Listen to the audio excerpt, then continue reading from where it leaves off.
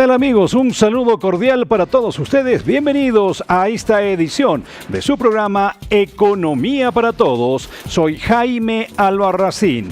Aquí en su programa hablamos sobre emprendimientos, hablamos sobre educación financiera, pero hablamos también sobre todo aquello que pueda ayudar, por ejemplo, a la generación de mejores ingresos para sus negocios y reitero otra vez, todo aquello que pueda servir para que usted mejore este emprendimiento. Así que hoy vamos a hablar al inicio de este capítulo sobre la imagen en los pequeños emprendimientos. Y para ello hemos invitado a el máster en comunicación social, el licenciado Gabriel Navia, quien es además docente universitario en la Universidad Loyola. Gabriel, un gusto saludarte. La propuesta que te había formulado para esta oportunidad es hablar de la imagen.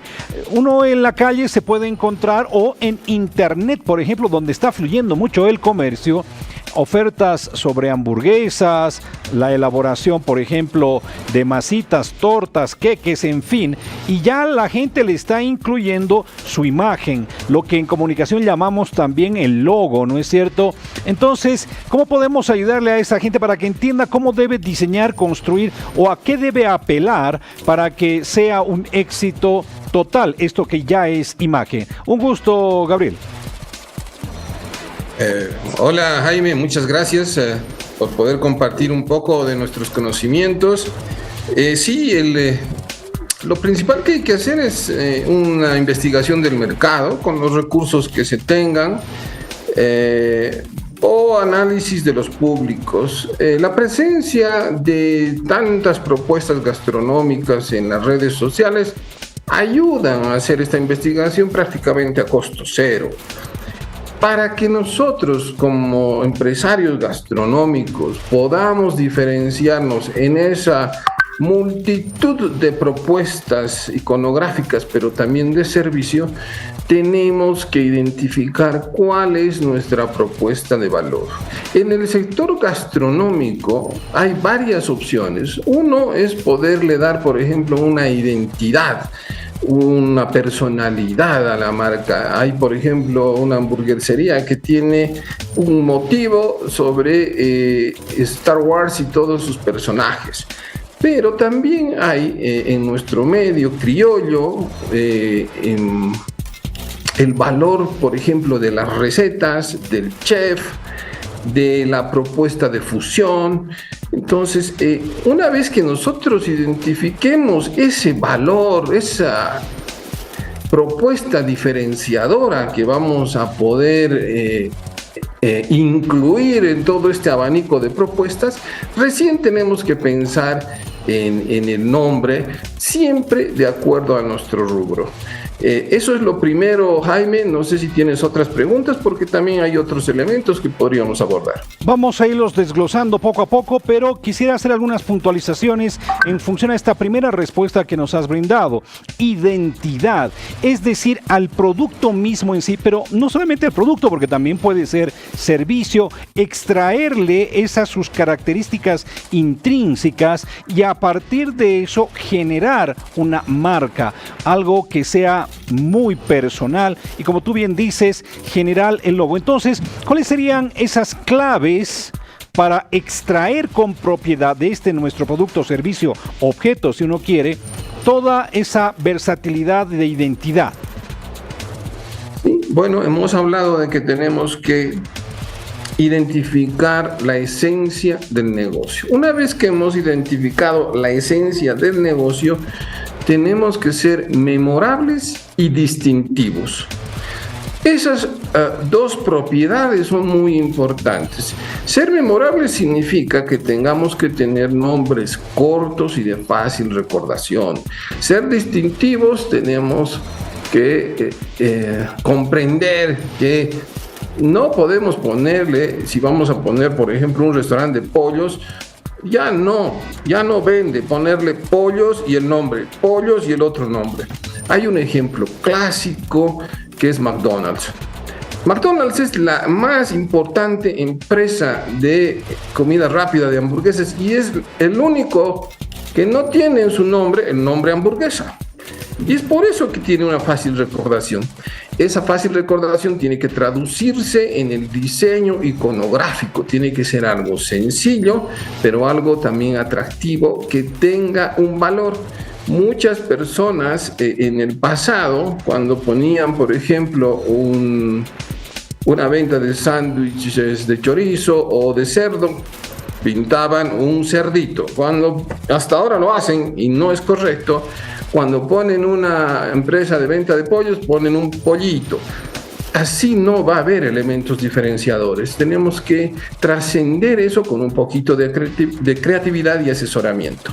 Y en el momento de utilizar eso, tenemos que entender que tiene que poderse aplicar en distintos formatos, no solamente en el letrero de la puerta de nuestro negocio, sino también en la aplicación en las redes sociales, probablemente en algunos volantes impresos, en los vasos, los manteles, los cubiertos o todo lo que nosotros vayamos a usar. Mientras más simple sea el logotipo, más fácil va a ser su aplicabilidad en distintos formatos.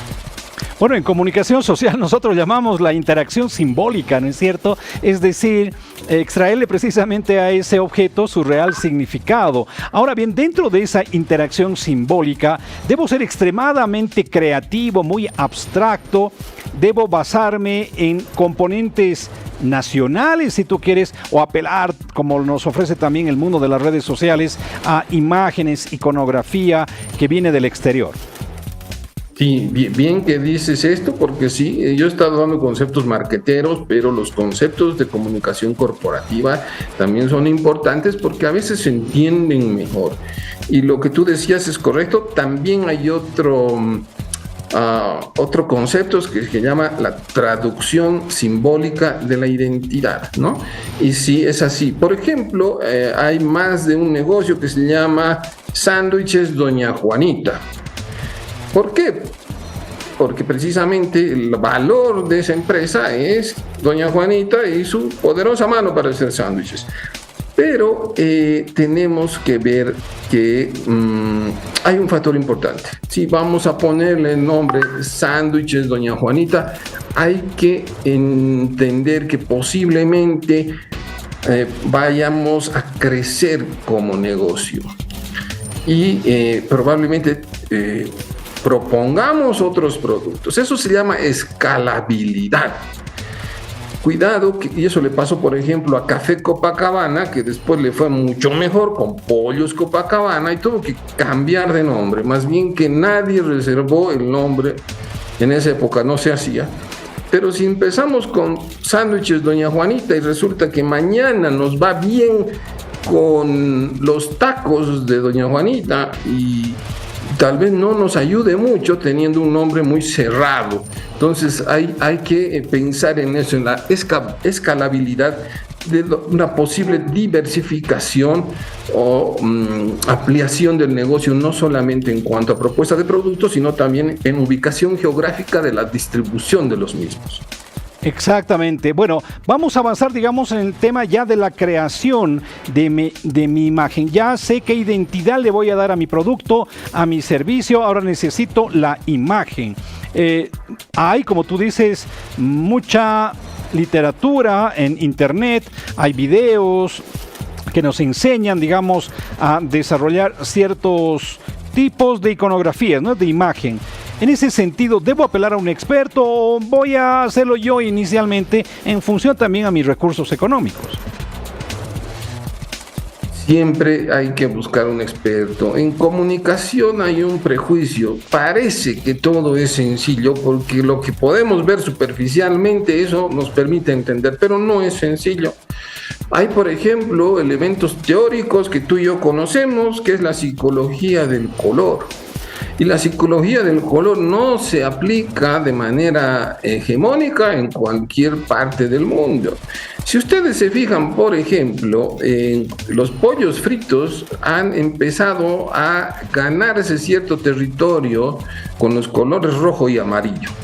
Y las empresas más grandes utilizan esos colores porque se han dado cuenta que en nuestro territorio esos dos colores tienen un resultado interesante para la recordación, y eso es, en términos marqueteros, el posicionamiento, lo que el consumidor tiene en la mente y no se borra. Y son esos dos colores. En identidad visual corporativa se llaman los colores parchis, que son los colores primarios, ¿no? Que son el azul, el rojo, el amarillo. Y hay que utilizar esos colores que generalmente en el sector gastronómico se combinan con alguna gama de tonos de marrón, que siempre el marrón llama o incita a tener apetito. Por ejemplo, todos los que pasen por la 15 de Calacoto van a ver un restaurante peruano que toda la fachada tiene ese tono rojizo marrón. Toda la casa de la comida peruana tiene ese color, y el nombre de la comida peruana no me acuerdo, creo que tampoco lo puedo decir, pero ese es el color que abre el apetito y que ayuda a que haya un posicionamiento de su marca y esto es un principio pavloviano, para que la gente recuerde que tiene hambre y que puede recurrir a esa marca que tiene esos colores distintivos. Debe también claramente tomarse en cuenta la psicología de los significados. Hoy en día ya no vende poner a un cerdito, el cerdito es gordo. Ahora todos están luchando por no ser pasados de peso. Entonces nuestra propuesta tiene que ser sutil al respecto. Si vendemos chatarra, no ser muy evidentes al respecto, ¿no? Y sí debe haber necesariamente apoyo profesional. Lo malo es que en nuestro medio también han empezado a surgir muchas propuestas de profesionales. Lo único que yo les pido es que les pregunten en qué universidad estudiaron y qué cosa, porque hay más de uno que se ha dedicado a las matemáticas y no le fue bien y empieza a hacer trabajos para otros segmentos que no les corresponden. Sí, bueno, no es simplemente ponerse delante de una cámara y hacer payasadas, ¿no es cierto? Y además colocarte el título, imagínate, de influencer. No sé si alguien que hace, bueno, todo el mundo tiene derecho a comunicar, a libertad de expresión, por supuesto, pero no dar vueltas de cabeza significa que uno puede influir en la gente. Bueno, pero esa es discusión de otra naturaleza. Cuando Gabriel habla de Pavlov, habla de, por ejemplo, estímulo-reacción, ¿no es cierto? Color me da hambre. Ahora bien, Gabriel, Elon Musk, imagínate, Elon Musk, el dueño de Tesla, le ha cambiado a Twitter el nombre. O sea, es decir, dentro de la imagen corporativa, la identidad visual corporativa, todo eso que nosotros llamamos, pero eso es como darse un tiro en la cabeza, ¿no? Le ha puesto una X y pare de contar. La pregunta entonces en función de aquello ¿es conveniente ir cambiando cada vez de imágenes, de logo, de las letras, todo aquello? ¿Qué dices? Con el ejemplo de Elon Musk me inspiras, porque ya va un año que va poniendo ex y ex Twitter, porque nadie se acuerda de su marca. Te lo digo con toda franqueza y sinceridad, lo hicieron mal, muy mal. No se hace eso. Y esa es la omnisciencia del gerente. Y eso pasa en todos los estratos. Yo me encuentro con muchos gerentes que porque son gerentes creen que ya lo saben todo y no hacen caso a sus asesores. X no se va a posicionar a corto plazo. Si lo hace, va a ser a mediano o largo plazo, porque todo el mundo dice Twitter o ex Twitter. Está escrito por el mismo medio, ex Twitter. Y parece que el nombre se va a quedar ex Twitter, no ex, porque además es difícil de pronunciar, por lo menos en nuestro idioma. Sí hay que ver bien, por eso hay que hacer una investigación del mercado, un análisis del público antes de tomar una decisión, y hay métodos de investigación cualitativa y cuantitativa. Se presenta la propuesta a un grupo reducido, se les hace preguntas y se puede extraer información de una muestra del segmento del público para poder saber si nuestra decisión está bien tomada o no. Aquí también hay que ver un tema de, y esto lo vemos en la Universidad Loyola, en la materia de Administración de Medios, la verificación.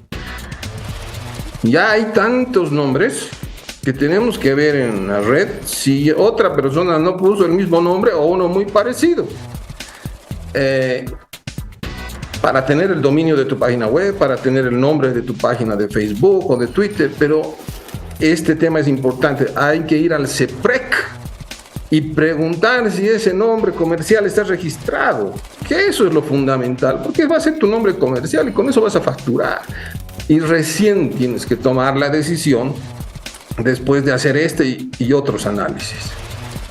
Perfecto. Bueno, como habrán visto, a Gabriel Navia y a su servidor, pues les apasiona este tema de la comunicación y podríamos estar horas y horas hablando de aquello. Vamos a invitarlo también a Gabriel más adelante para que nos hable también de algunos conceptos que ahora se está manejando mucho en el término de eso que es comunicación y ventas, que hace también al marketing, ¿no es cierto? Vamos a hablar de algunos otros aspectos de la construcción de la imagen, la reputación, que es muy importante. Por lo pronto quiero agradecerte, mandarte un abrazo, Gabriel, y nuevamente decirte que esta es tu casa. Ha sido un placer. Hasta la próxima. Gracias a ti, Jaime, y éxito en tu programa como siempre. Adelante. Muy bien, muchísimas gracias. Así hemos dialogado entonces con el máster en comunicación, experto en imagen corporativa, el licenciado Gabriel Navia, quien nos ha hablado, fíjese usted, de cómo darle una identidad propia a nuestro producto o servicio.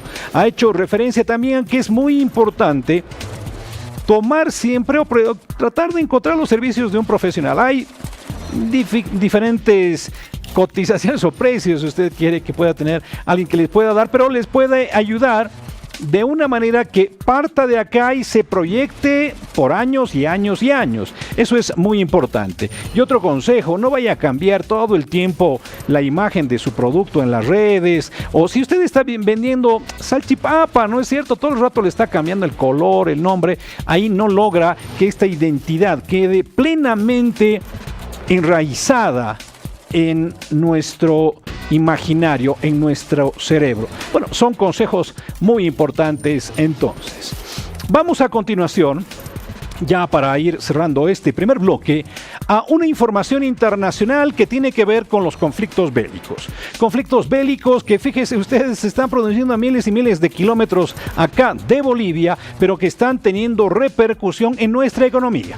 Uno de ellos es el reciente conflicto entre Irán e Israel, que han estado intercambiando con distintas finalidades, objetivos y resultados, bombas, ¿no es cierto?, a través del uso de distinto tipo de artillería también. Pero bueno, no es lo que nos interesa. Lo que nos interesa es que este tipo de conflagración lo que ha hecho es elevar el precio del petróleo y ya hay reportes al respecto. El ataque de Irán contra Israel ha hecho surgir interrogantes sobre las capacidades militares iraníes, sobre todo si un conflicto a mayor escala podría castigar más a la economía de Irán. Teherán se ha mostrado recientemente más dispuesto a mostrar su poderío militar, pero una guerra a gran escala podría hacer más vulnerable al país. Un objetivo potencial en una guerra abierta sería el valioso sector de exportación petrolera de Irán. Y adicionalmente a la vía militar, Occidente y otros aliados de Israel tienen otra arma: las sanciones, algo especialmente válido en el caso de Estados Unidos. Tras un presunto ataque de Israel contra objetivos en Irán, el precio del petróleo subió por momentos el viernes hasta superar los $90 por barril de crudo Brent del Mar del Norte. Los precios del petróleo han subido más de un 20% desde principios de este año y la incertidumbre en el mercado sigue siendo muy elevada.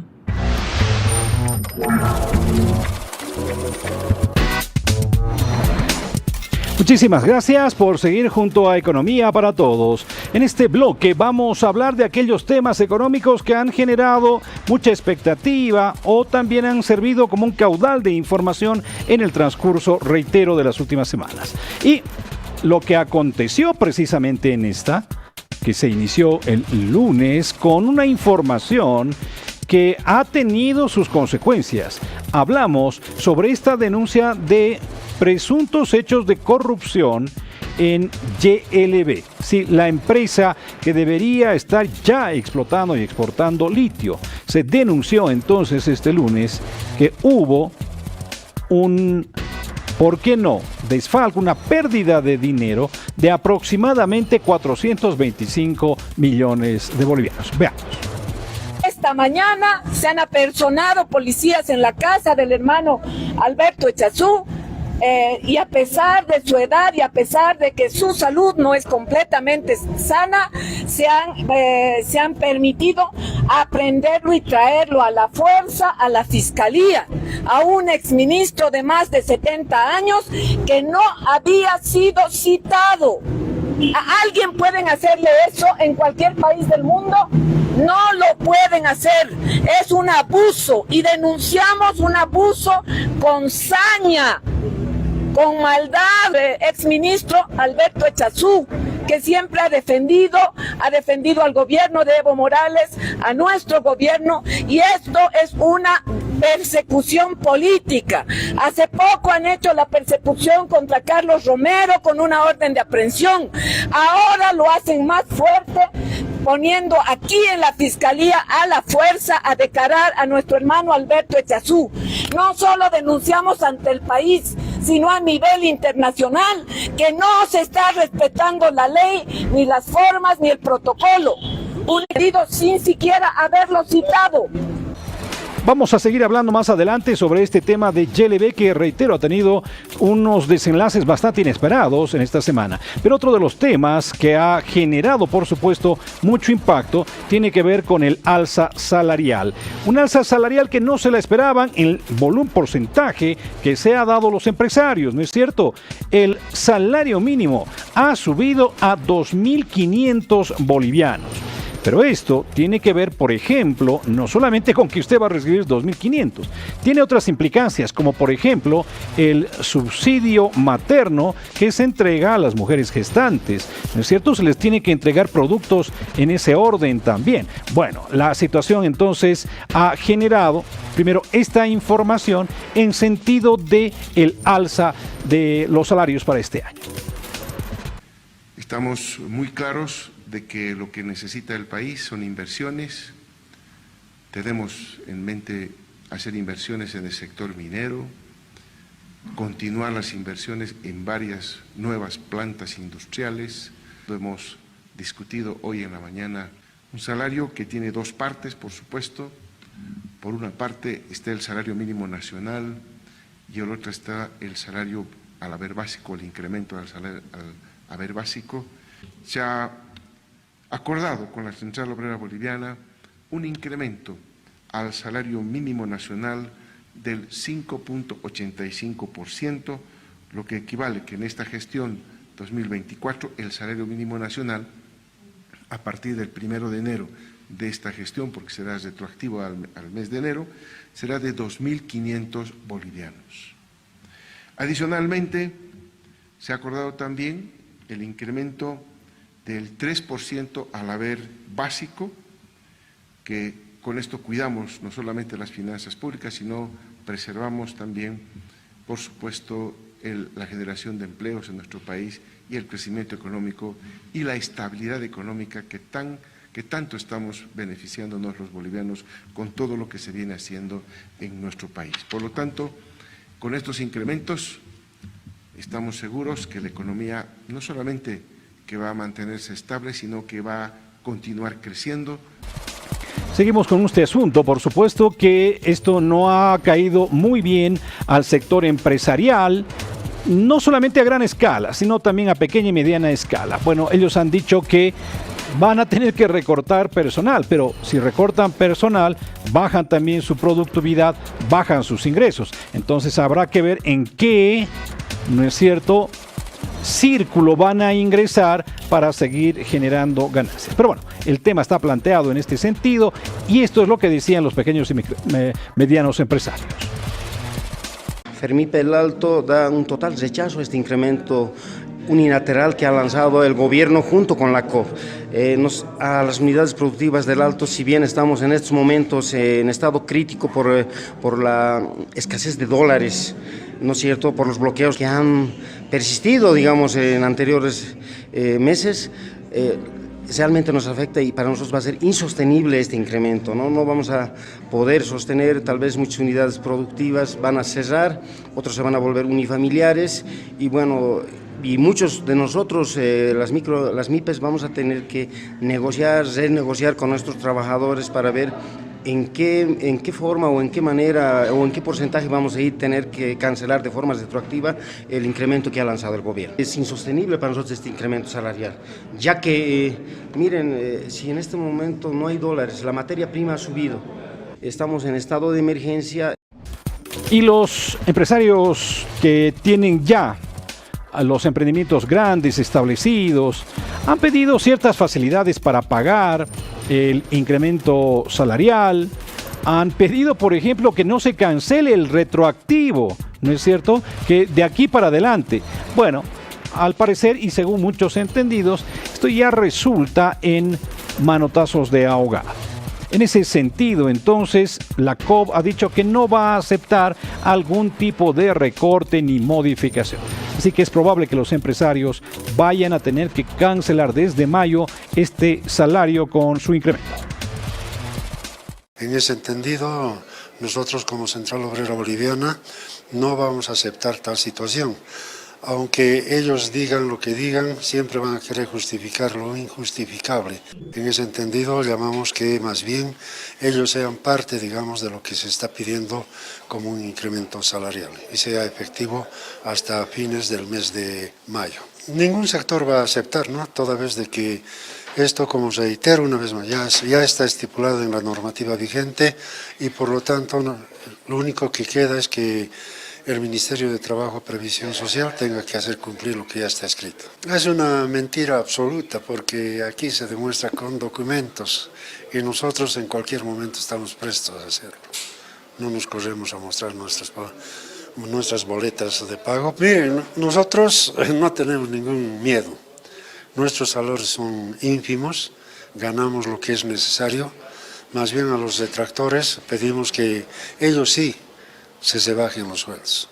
No vamos a decir a quiénes, pero sabemos quiénes lo están denigrando, ¿no? Quiénes se están oponiendo al aumento salarial de los trabajadores. No, de mí no sobrepasa, digamos, líquido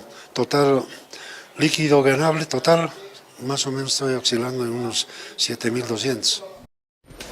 Les hablaba de la empresa de yacimientos de litio boliviano, que ha tenido un desenlace bastante preocupante, doloroso, ¿por qué no?, con la muerte de una persona, un ex alto cargo de YLB. Bueno, él ha fallecido en el marco de las investigaciones que se estaban desarrollando y aunque esto tiene un componente que está ligado, por ejemplo, al ámbito policial, también tiene un componente fuerte en el ámbito económico. Son 425 millones de bolivianos denunciados como perdidos. Sí, 425 millones de bolivianos. No es cualquier cosa. Han existido también repercusiones sobre las investigaciones y el deceso. Califico y desmiento a quienes dicen que es un fracaso la industrialización del litio. Para nada. Estamos llevando adelante dos procesos. Por uno, reencauzar y realizar una reinyección para que se pueda funcionar la planta de carbonato de litio, que es lo que estamos llevando adelante. Y por el otro lado, EDL, la industrialización, como lo hemos mencionado, se va a llevar adelante. Nosotros, sujetos siempre a todo tipo de procesos de transparencia, somos servidores públicos, vamos a llevar adelante. Y si existe una contrademanda, bueno, excelente. Tiene que ser la instancia, repito una vez más, del Ministerio Público, la investigación seria, sin hacer un show, sin mediatizar los temas. El presidente Luis Arce ha expresado su solidaridad, lamentamos el fallecimiento del compañero Juan Carlos Montenegro, lamentamos mucho aquello, hemos expresado las condolencias, lo ha hecho el mandatario de Estado y es la voz oficial también de nuestro gobierno nacional, pero sobre todo lo que pedimos a la población, lo que pedimos a los políticos en este caso, porque la población está en otros temas. Dejen de mediatizar, de politizar, de utilizar, instrumentalizar este tema. Vamos a una pausa comercial aquí en Economía para Todos. Cuando retornemos, vamos a tener una muy buena entrevista que va a versar sobre los emprendimientos, cómo generar mejor dinero o más dinero, si usted quiere, en el entorno digital. A través, ¿por qué no?, de la creación, diseño de tiendas virtuales. Eso y más, luego de esta pausa.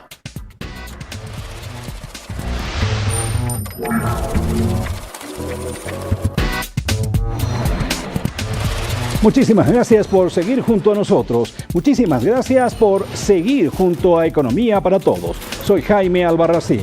En esta oportunidad y en esta segunda entrevista de esta edición, vamos a hablar con una personalidad ya dentro de lo que representa el mundo de la educación, por ejemplo, ligada al entorno digital, al ciberespacio.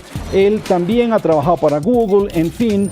Voy a presentarles entonces a continuación a José Antonio Santander, quien está muy activo en este tema de, por ejemplo, y ese es el tema que vamos a abordar, la arquitectura de tiendas virtuales. Sí, porque ahora mucho se está vendiendo por internet y esto ayuda, por supuesto, a nuestros emprendimientos y a nuestra economía. Así que brindo un saludo cordial a José Antonio entonces, y proponiéndote este tema, José Antonio, la arquitectura de las tiendas virtuales, voy con una primera pregunta. ¿Se puede diferenciar la arquitectura del diseño de un emprendimiento virtual con relación a eso que también nos puede estar presentando el mundo real? Bueno, son dos aspectos diferentes cuando uno va por un emprendimiento, ¿no? Normalmente la arquitectura de este emprendimiento virtual se refiere esencialmente en la tecnología que ha seleccionado, las herramientas, las plataformas, tecnologías de comunicación para que le dan el funcionamiento al negocio virtual, ¿no? Y entre ellos viene también la seguridad, es decir, medidas de seguridad robustas para proteger datos de sus clientes, ¿no? De ciberataques, que está muy común ahora. Y todas estas dos cosas, que son la arquitectura del emprendimiento virtual, también va muy de la mano la infraestructura, ¿no? Para que pueda adaptarse al crecimiento del negocio y la demanda. Para eso hay muchísimo ahora, que era muy difícil antes, por ejemplo, pensar de que vas a vender un día, tal vez estás vendiendo para 5 o 10 personas, y si te va muy bien, al día siguiente podrías tener 100, 200, 300 personas comprando tu servicio o producto. Era muy difícil tener una infraestructura física. Pero ahora, gracias a tecnologías como Google Cloud, Amazon Web Services, puedes escalar muy rápido, pero también va a depender de la tecnología y la seguridad que ya tú has implementado previamente. Y acompañado a eso está el rendimiento, ¿no? Entonces, ahora, con respecto del diseño del emprendimiento virtual, va esto de lo que es nuevas metodologías, por ejemplo, que hablan sobre lo que es el design thinking. El pensando como diseñador, ¿no? Pensando qué es lo que quiere el usuario, la experiencia del usuario, desarrollar una interfaz del usuario de tal manera que sea atractiva, intuitiva, fácil de usar, ¿no? Esa usabilidad, la estética, que le dan una buena experiencia al usuario. Entonces son dos cosas, obviamente van de la mano, pero la arquitectura realmente es la que le va a dar el impulso necesario al emprendimiento virtual, y obviamente el diseño va a hacer de que este usuario tenga una buena experiencia al estar en esta plataforma del emprendedor virtual. Esta es una palabra clave que ha utilizado José Antonio, la experiencia. ¿Qué quiere decir esto? Por ejemplo, que si nosotros vendemos objetos artesanales, no solamente nos vamos a dedicar, por ejemplo, a hacer algún grabado, algo de tejido, podemos diversificar la propuesta. Entonces, este diseño de arquitectura de nuestras tiendas virtuales nos puede dar esa experiencia de estar en una tienda real. Eso es lo que se busca, ¿no es cierto? Ahora, yo voy con esta pregunta, José Antonio, ¿cómo ha evolucionado en este sentido entonces esto precisamente, el diseño de estas tiendas virtuales. Has hablado algo del design thinking, ¿no es cierto? Que es pensar como diseñador. Pero de repente alguien que está comenzando, ¿por qué no con objetos artesanales? Todavía no tiene mucho conocimiento de aquello. ¿Cómo ha evolucionado? ¿Cómo comenzar entonces? Bueno, nosotros de alguna manera cuando hemos visto ya la virtualidad, netamente nos basábamos en arquitecturas que se conocen como monolíticas, ¿no? O tecnología básica, que era hacer tu página web con poca integración con otros sistemas, donde mostrabas tus servicios, técnicamente hablado con lenguajes de programación básicas para hacer páginas web, HTML y demás, ¿no? Entonces yo estaba teniendo un enfoque en la venta transaccional, es decir, ofrecer un canal de venta alternativo sin mucho énfasis en la experiencia del usuario. Eso era lo tradicional. Ya posteriormente, obviamente, vinieron otras, ¿no? La integración de sistemas que te ayudaban a conectar esta página web, que era tu tienda virtual, a sistemas de inventario, contabilidad, gestión de pedidos, la gestión de relacionamiento con el cliente, que le permitía incluso al cliente sentirte como parte de la institución o como una familia, porque sabían tu nombre, cuándo eran tus cumpleaños, y en base a eso generaban programas de marketing y demás, ¿no? Y esto dio los primeros pasos hacia la experiencia del usuario, que es tan importante, ¿no? Incorporando elementos como, por ejemplo, la lista de deseos. ¿Qué cosas quisieras comprar? Y las puedes ir marcando para no olvidarte. Las recomendaciones de producto que te dicen, estas cosas son las que han comprado personas que han buscado el mismo producto.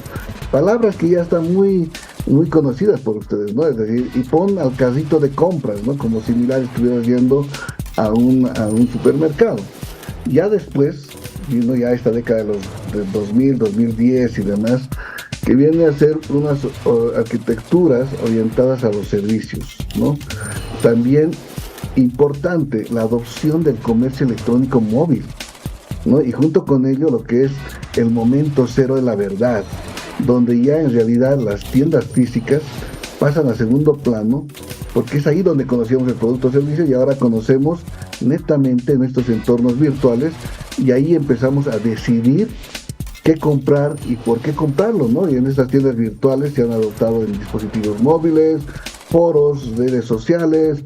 Entonces ha generado una experiencia ya no solamente de un unicanal, ¿no? Sino ya de muchos canales.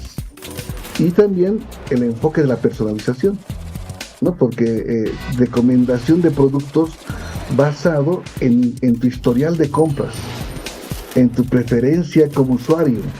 Y ahí ha entrado en juego mucho las redes sociales, el Big Data, el recolectar la información que tú pones en las redes, al hacer me gusta, al comentar, etiquetarla, organizarla, y de esa manera saber tu comportamiento como de alguna manera como cliente. Luego hemos pasado a una nueva generación, incluso ya que estamos viviéndola, ¿no? De alguna manera, los microservicios.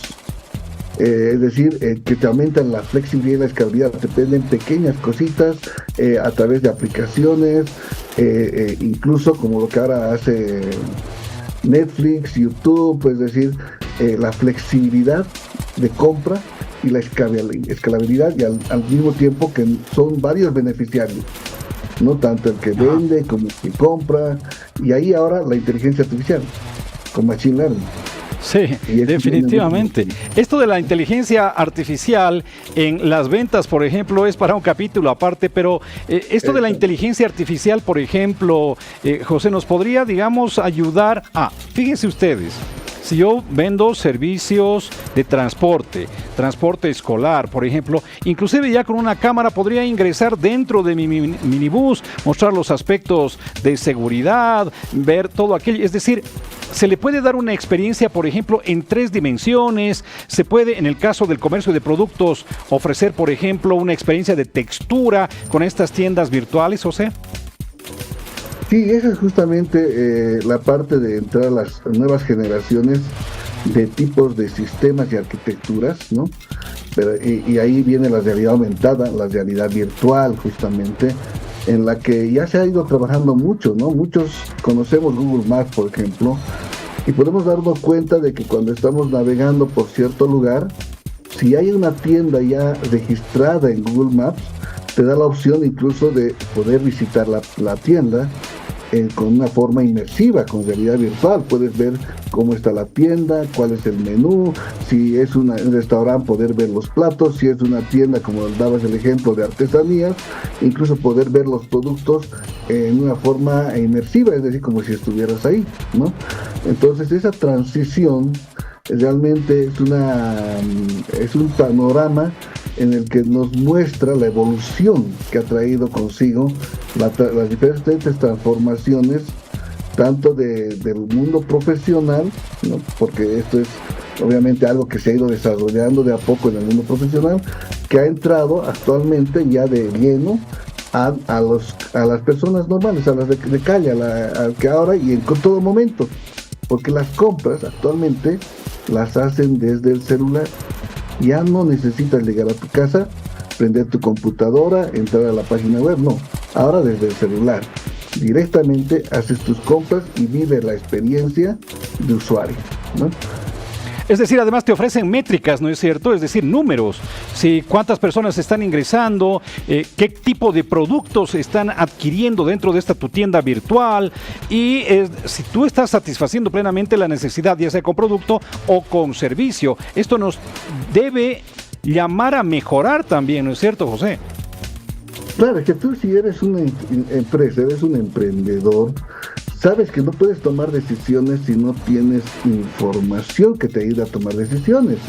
Muchas veces hemos visto realizando un producto o un servicio como emprendedor enfocado a un cierto segmento, por decirles, en alguna oportunidad me pasó, hemos estado enfocando el producto hacia las personas mayores, y cuando hemos visto las métricas que nos da Google Analytics, que nos da justamente todo lo que es las estadísticas ahora, justamente que se puede hacer incluso con Business Intelligence, nos hemos dado cuenta que los que más entraban a la página a ver el producto y servicio eran personas jóvenes. Y no entraban a ver desde su computadora, y ese era otro cambio que teníamos que hacer, porque nuestro producto estaba diseñado para que lo vean en sus computadoras, si no entraban desde su celular. Entonces tuvimos que reestructurar todo, ¿no?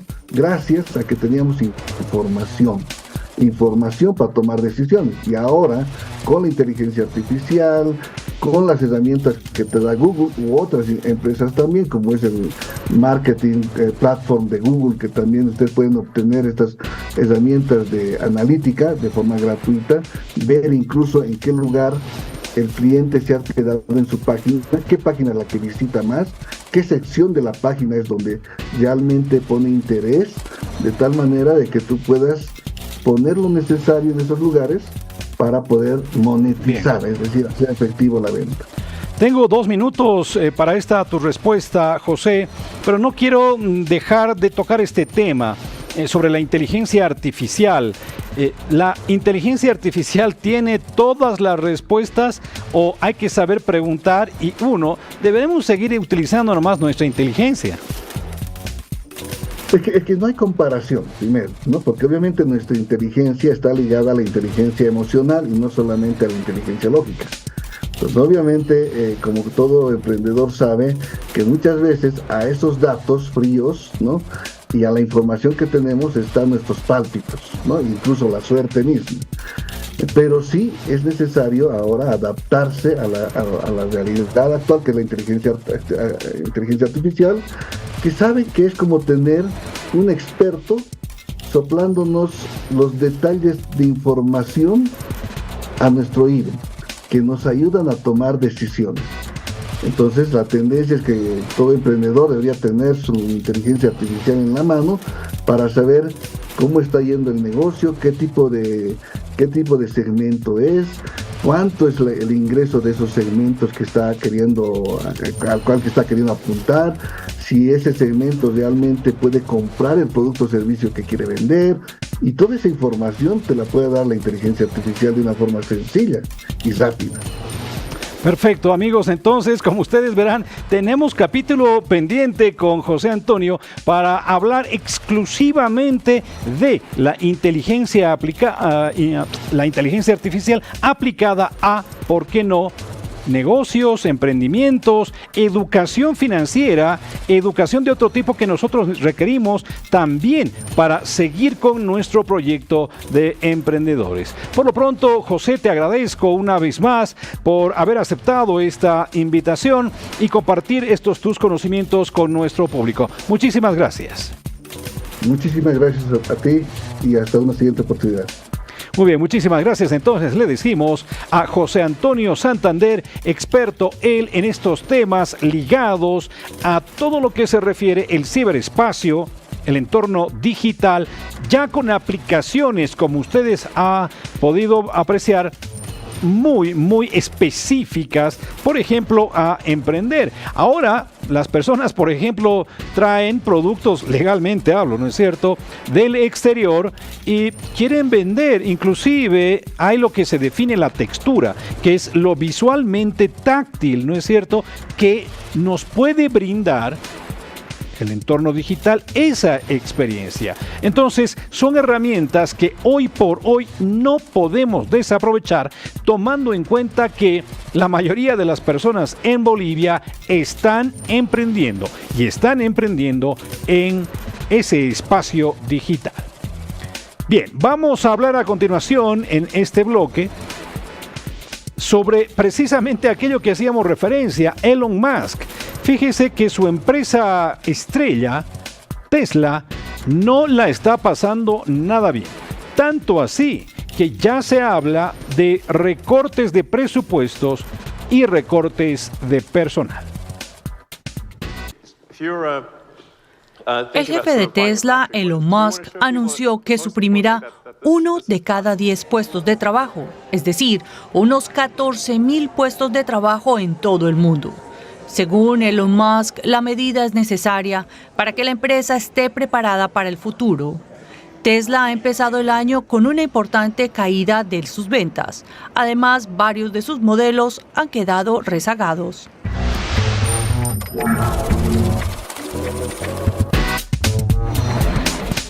Recta final de Economía para Todos, amigos. Hoy hemos hablado de dos aspectos muy importantes. Uno, cómo generarle una identidad, una imagen, una marca distintiva a nuestro producto, que puede ser muy pequeño, ¿no es cierto? Simplemente vender, por ejemplo, la carne de las hamburguesas, ¿no es así? O vender servicios, por ejemplo, si yo tengo una línea de radiotaxis, ¿cómo puedo mejorar? La imagen es fundamental. Hemos hablado sobre ese asunto, pero también hemos hecho referencia al diseño y la creación de tiendas virtuales que son muy importantes hoy por hoy para vender una gama de productos, ¿no es cierto? Si usted hace artesanía, por ejemplo, en textiles, en orfebrería, puede vender todos esos productos a través de una tienda virtual. ¿Cómo crear entonces esas tiendas virtuales? Ha sido uno de los temas que nos ha ocupado en esta oportunidad. Soy Jaime Albarracín. No lo olvide, la economía depende de uno. Hasta la próxima.